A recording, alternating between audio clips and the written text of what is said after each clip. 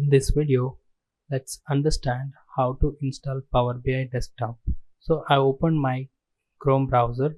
You can open any browser. Just type download Power BI Desktop. Hit enter. So you will find the first link. So just open the first link. So I'm opening it in the new tab.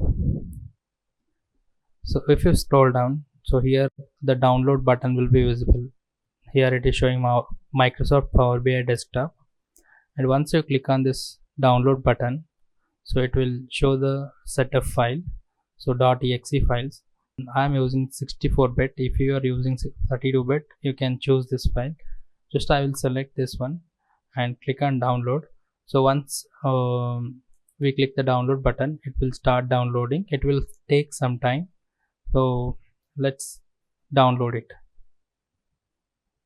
I have clicked the download. Just choose the file where you want to store the setup file.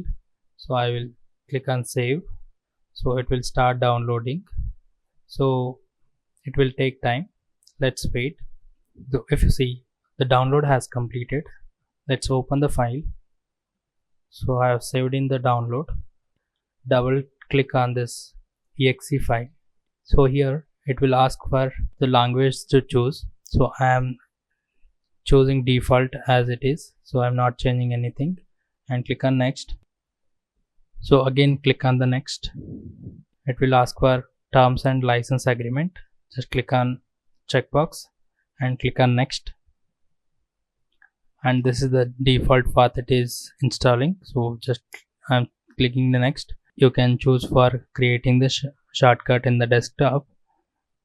So I'm just checking this one and installing. So it will take some time to install. So once it is done, just click on the finish button. That's it for this video. Thank you.